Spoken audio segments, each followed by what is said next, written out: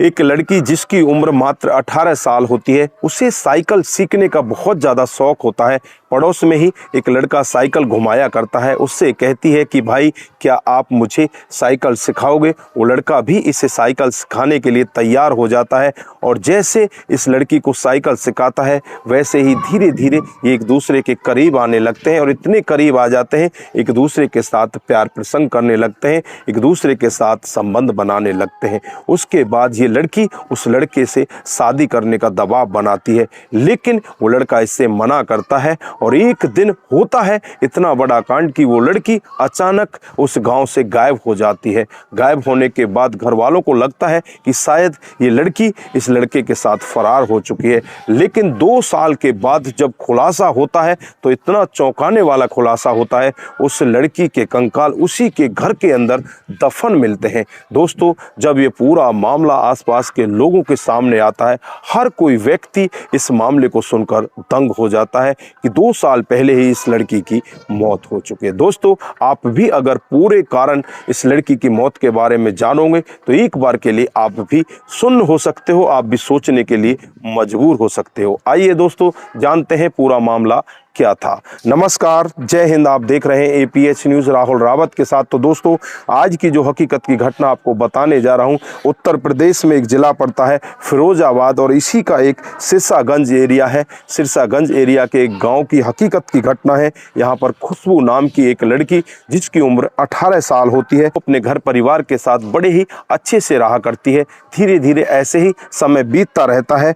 21 नवंबर 2020 को अचानक ये लड़की घर से गायब हो जाती है और इसके पड़ोस में एक परिवार रहा करता है जिसमें लड़के का नाम होता है गौरव, जो 12वीं क्लास में पढ़ा करता है। जो इस लड़की के प्यार प्रसंग में होता है, उसके पिता का नाम चंद्रवान होता है, माता का नाम ज्ञानो देवी होता है। इसके 2 भाई होते हैं, अक्षय और सौरभ। ये सभी के सभी उस गाँव से एकदम से गायब हो जाते हैं। अब घर वाले समझने लगते हैं कि कहीं ऐसा ना हो ये लड़का इस पूरे परिवार के साथ हमारी लड़की को लेकर फरार हो गया। वो कुछ भी नहीं कहते, अपनी इज्जत को बचाने के लिए चुपचाप रहते हैं। लेकिन जो इसका चाचा होता है लड़की का, वो नज़दीकी पुलिस स्टेशन में जाता है और अपनी बेटी की गुमशुदगी की रिपोर्ट दर्ज कराता है। मामला चलते चलते काफ़ी दिन हो जाते हैं और साल 2022 आ जाता है। यहाँ के जो SP होते हैं तिवारी, 8 अक्टूबर 2022 को एक परिवार को गिरफ्तार करते हैं और परिवार को गिरफ्तार करने के बाद जो खुलासा होता है, उस खुलासे को सुनकर हर कोई व्यक्ति दंग हो जाता है। ये परिवार कोई और नहीं होता, यही परिवार होता है जिसका बेटा गौरव होता है। परिवार को गिरफ्तार करने के बाद जब उससे पूछताछ की जाती है तो एक ऐसा चौंकाने वाला सत्य वहां पर दिखाई देता है जिसे सुनकर हर कोई व्यक्ति दंग हो जाता है। दोस्तों, जब गौरव को गिरफ्तार किया जाता है, गौरव के पिता को, भाई को, माता को, सबको गिरफ्तार कर लिया जाता है। बाद जब गौरव और गौरव के परिवार से पूछताछ की जाती है तो एक ऐसा चौंकाने वाला सत्य वहां पर दिखाई देता है जिसे सुनकर हर कोई व्यक्ति दंग हो जाता है। गौरव बताता है कि साहब, जब ये लड़की 8वीं क्लास में पढ़ा करती थी, ये मेरे पास साइकिल सीखने के लिए आती है, मैं इसे साइकिल सिखाने के लिए तैयार हो जाता हूं और बातों ही बातों में हम दोनों को एक दूसरे से प्यार हो जाता है। हालांकि मैं इसके साथ में उस तरह का प्यार नहीं करता, ये मेरे से शिद्दतों वाला प्यार करने लगती है, मेरे से कहने लगती है कि मैं तेरे बगैर अब रह ही नहीं सकती, मैं तेरे साथ शादी करना चाहती हूँ। मैं उस लड़की से कहता हूँ कि मैं तेरे साथ शादी नहीं कर सकता, लेकिन वो मेरे ऊपर दबाव बनाने लगती है और मुझसे कहती है अगर तूने मेरे से शादी करने से इनकार किया तो मैं नज़दीकी पुलिस स्टेशन में चली जाऊंगी और तेरे खिलाफ मामला दर्ज करा दूंगी।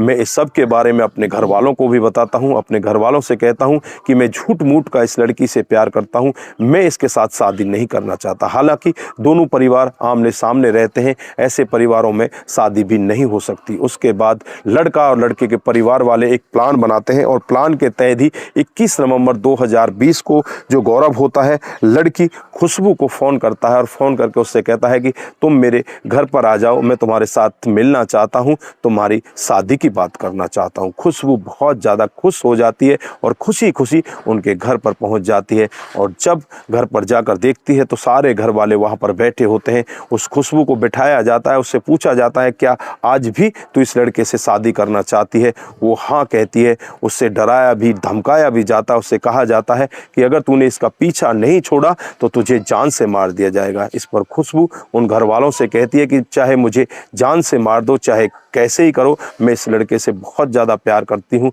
मैं इसके बगैर रह ही नहीं सकती, मैं इसके साथ शादी करना चाहती हूँ। उसके बाद घर वालों का क्रोध बहुत ज़्यादा बढ़ता है, उस लड़की के गले को दबाने लगते हैं और तब तक दबा कर रखते हैं जब तक कि उसके प्राण नहीं निकल जाते। उसके बाद जब लड़की मौत के घाट उतर जाती है, घर के अंदर कमरे में एक गड्ढा खोदा जाता है, उस गड्ढे में इस लड़की को दफना दिया जाता है।